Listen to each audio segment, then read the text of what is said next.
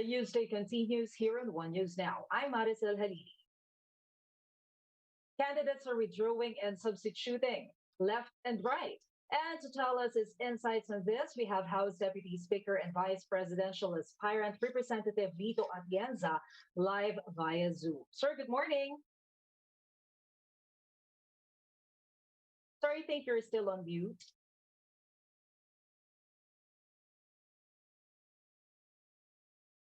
Sir, may we request you to please unmute the audio? Yeah, there you go. Good morning, sir. Okay, sir, mabuhay po. Sir, yesterday, Davao City Mayor Sara Duterte has already filed her COC for Vice Presidency, and Secretary Andanar mentioned that tomorrow, President Duterte himself will file his certificate of candidacy as well for Vice President. So what's your reaction to this, sir? Kung matutuloy yan, si Sara will run for Vice President and President Duterte himself running for Vice President.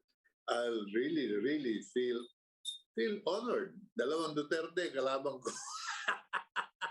But sabi nga ni Pacquiao, kahapon sabi niya, let's get it on. He's happy with what's going on. Sabi niya, ito para tayong niloloko na at binobola at para tayong kinakalog-kalog sa isang container ng mga Pilipino. Sabi ko, that's very kind. Ako, kung sasabihin ko, para tayong mga luko-luko lahat dito. Politika natin, nagkaroon na ng kalokohan.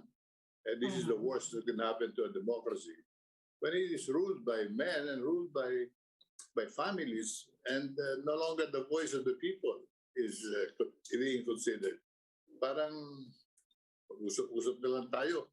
At tayo mananalo dahil tayo mga may pera, tayo may kapangyarihan, and the hell with the people. Wala yan. They will just follow what we say. Yan ang nangyayari ngayon. This is the worst development or deteriorated condition of what we fought for. We fought for democracy. We fought for the restoration of democracy to get away from the Marcos dictatorship. But we didn't fight for this kind of we call this democracy. And I will add a little more. This is a craziest. Pero sir, Hindi mangyayari ito kung matino ang ating demokrasya. Hindi mangyayari ito. We have to reconsider now the political provisions of the present constitution to allow to restore the two-party system and support a strong party politics in our system para hindi mangyari itong pamilya na lang ang mag-uusap at kung sino yung mga may pera at yung may hawak the power. This is what happens with what Marcos installed, which is the one-party system. One-party system, only KBL existed for a long time, controlled by the Marcoses. And ngayon, this is a continuation of that aberration of our political system. We have to wake up to reality. If this continues, mawawala ang demokrasya sa atin. Maraming distrito ngayon, Maricel, walang eleksyon dahil walang kandidato para labanan ng incumbent. So the present congressmen, many of them will go back unopposed. Is that a democracy? Pero kung two-party system tayo, walang distritong unopposed. Lahat merong kalaban because the two parties will put up the best that they can recommend everywhere. Ganun nung araw before you were born. Maricel, you did not experience politics before martial law. We had a genuine democracy. Two-party system supported by the government, and the two parties selected the best materials that they have to put up before the people for their own decision. Never did it happen in this manner. Na pamilya na lang ang nag-usap behind closed doors. Nung araw yung frustrating behind closed door meetings, no yun. Pero ngayon parang okay ito. Kami na lang nag-uusap and we'll put up our candidates, one family against the other. This is not democracy. This is not in consideration of the people's mandate. Para bang, yung mandate, bibili namin yan. Amin eh. Okay. we have to laugh it off. Otherwise, we'll go crazy ourselves. Opo. But of course, sir, it will take time before we can have a two-party system. But sir, Yes, we were you able to talk to Senator Manny Pacquiao about what happened yesterday? Ano po naging reaction niya, sir? Ganun din. Sabi niya, malungkot na nakakatawa. Sabi niya, ano ito, parang ito'y expected na natin to eh. So, hindi naman tayo matatakot, hindi naman tayo magdadalawang isip. Tuloy-tuloy. Pacquiao is more decided now, more than ever, to do something about saving the nation from destruction. Mm-hmm. Sir, how will this recent developments affect your candidacy or yung pong kandidatura ng opposition? How will this affect? As far as Manny and me are concerned, we are confident this will lead up to a stronger public opinion. And only the public supports this kind of political maneuverings na hindi sila kasali. Nag-uusap na lang yung mga may hawak na kapangyarihan, people will not like this. So slowly, this will work in favor of the independent-minded, freedom-loving, patriotic Filipinos. They will consider now the seriousness of the situation, that we have to act now. Otherwise, we can really destroy our democratic system and maybe revert back to an autocracy or dictatorship because yan papunta yan eh.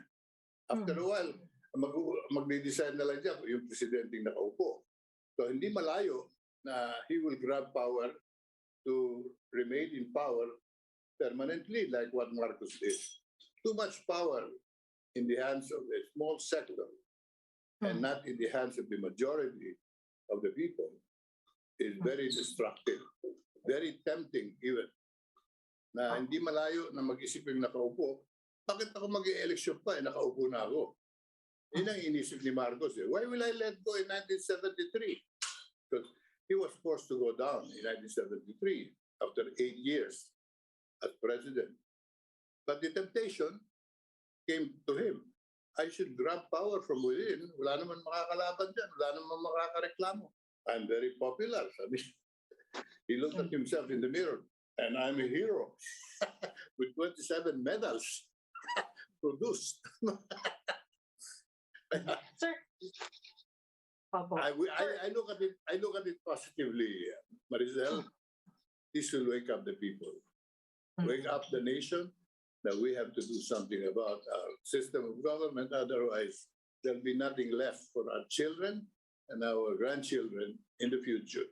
Baka tayo, we will end up like Mogadishu, like the small warlord countries ruled by the strong men of the time. And sayang naman yung pinundar ng ating mga ninuno. Kaya tayo may demokrasya ngayon. We fought for this. And our forefathers fought for it. Ako, yung generation ko, we fought for it. We removed Marcos and his martial rule, and we succeeded in the people power one. So, mawawala ng saysayan kung bibitiwan natin. So we have to continue fighting and enlightening the people, inspiring them into action. So when there is an opportunity in this coming election, we will do our best. Manny Pacquiao and Lito Atienza will not change our position. Okay, no surprises then. Thank you, sir.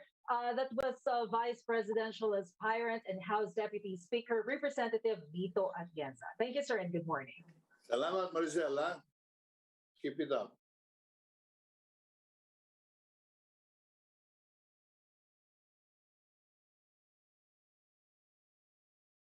The Commission on Higher Education says postgraduate or undergraduates, intern clinical clerks, and fourth-year medicine and nursing students can now become vaccinators.